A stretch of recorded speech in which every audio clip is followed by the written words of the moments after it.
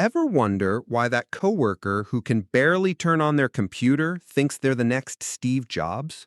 Or why your uncle who just discovered YouTube suddenly believes he's uncovered medical conspiracies that thousands of doctors somehow missed? There's actually a name for this, and once you understand it, you'll start seeing it everywhere. Picture this. It's 1995 in Pittsburgh. A man named McArthur Wheeler walks into a bank in broad daylight. No mask, no disguise, just his regular face, covered in lemon juice. He robs the bank, then hits another one the same day. When police arrest him that evening, after his face appeared crystal clear on the news, Wheeler is genuinely shocked. "But I wore the juice," he protests.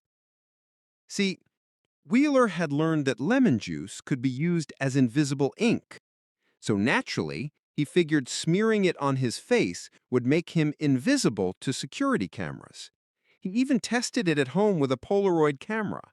When the photo came out blank, probably because he messed up taking it, he was convinced his plan was bulletproof. This spectacular failure caught the attention of Cornell psychologist David Dunning.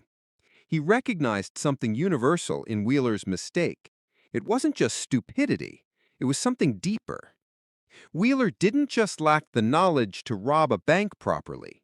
He lacked the knowledge to know he lacked knowledge. That's the Dunning-Kruger effect. People who are bad at something often don't realize they're bad at it. In fact, they frequently think they're pretty good. Meanwhile, actual experts tend to doubt themselves. When Dunning and his student Justin Kruger tested this in 1999, the results were striking. They gave people tests on things like logic, grammar, and humor, then asked them to guess how well they did compared to others. The people who scored in the bottom 25%, they thought they were above average, way above average, like better than two-thirds of everyone else. The top performers, they underestimated themselves. Think about driving. Ever notice how new drivers often think they're naturals behind the wheel? They'll tailgate, weave through traffic, take risks that make experienced drivers cringe. But ask someone who's been driving for decades, and they'll tell you they're pretty good or above average at best. Here's why this happens. To know you're bad at something, you need a certain level of skill.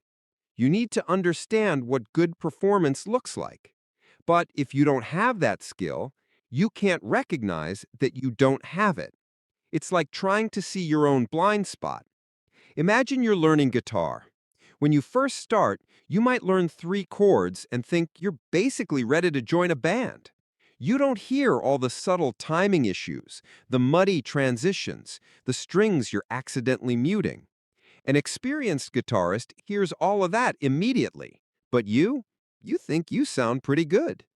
It's only after months or years of practice that you listen back to those early recordings and cringe. This isn't just about hobbies or random skills. The Dunning-Kruger effect shows up everywhere, and the consequences can be serious. Remember Fyre Festival? That disaster in 2017 where rich kids paid thousands for a luxury music festival and got disaster relief tents and cheese sandwiches? The organizer, Billy McFarland, had zero experience running festivals, but he was absolutely certain he could pull off something that usually takes years of planning in just a few months. His confidence was so infectious that he convinced investors, influencers, and ticket buyers that he knew what he was doing. The result? Chaos, lawsuits, and prison time. Or take Elizabeth Holmes and Theranos. She dropped out of college, had no medical training, no real business experience, but she was absolutely convinced she could revolutionize blood testing. She hired her boyfriend and other inexperienced friends for key positions, raised hundreds of millions from investors, all while the technology never actually worked. Her supreme confidence in her non-existent expertise destroyed a $10 billion company and landed her in federal prison. The scary part? This happens in everyday workplaces constantly. That new employee who thinks they've mastered the job after 1 week, the manager who reads one article about cryptocurrency and suddenly wants to restructure the company's entire financial strategy, the person who watches a few YouTube tutorials and decides they're ready to rewire their house. But here's where it gets really interesting. While incompetent people overestimate their abilities, experts often underestimate theirs. They assume tasks that are easy for them must be easy for everyone. They second guess themselves. They suffer from imposter syndrome, feeling like frauds despite mountains of evidence proving their competence. So you get this bizarre situation. The people who know the least speak with the most confidence. The people who know the most doubt themselves. No wonder social media feels like a shouting match between people who just discovered a topic yesterday. And speaking of social media, that do your own research crowd perfectly embodies this effect. Someone spends an hour Googling vaccines or climate change, finds some blogs that confirm what they already believed, and suddenly they think they know more than scientists who studied these topics for decades. As Dunning himself says, Googling is not research. But when you don't know enough to evaluate sources, every website looks equally credible. The effect gets even worse with complex topics.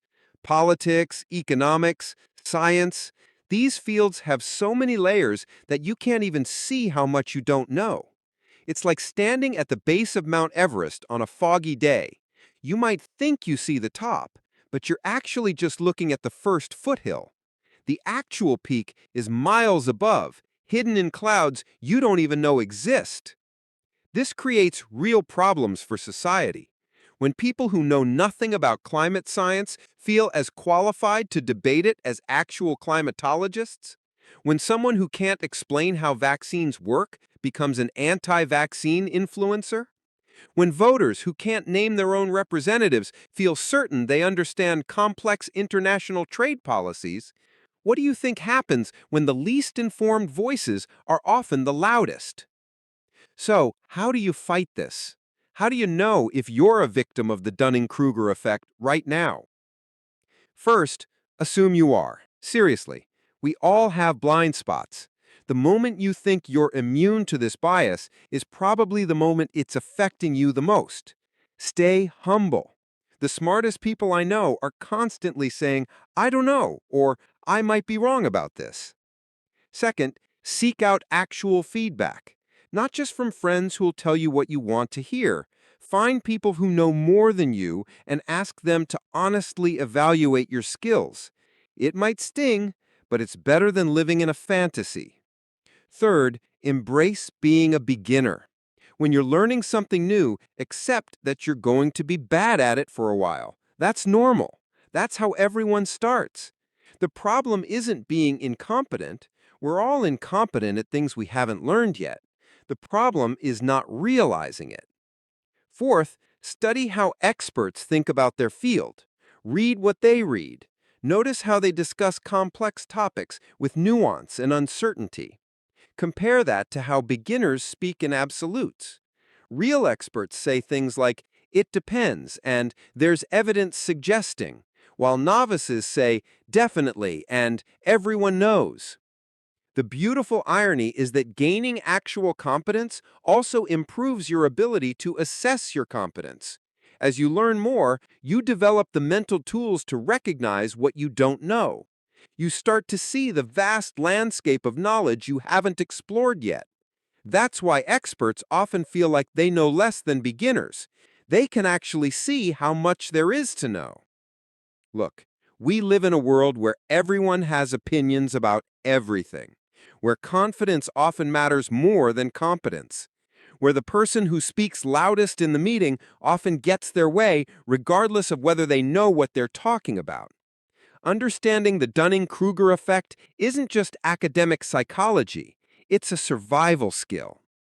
Next time you feel absolutely certain about something, pause. Ask yourself, do I really understand this, or do I just think I do? Have I put in the time to develop real expertise, Or am I the person with lemon juice on their face, convinced I'm invisible? Because here's the thing. We're all McArthur Wheelers sometimes. The difference is whether we recognize it before we walk into that bank. The path to real competence starts with 3 simple words. I don't know. They're not a sign of weakness. They're the beginning of wisdom.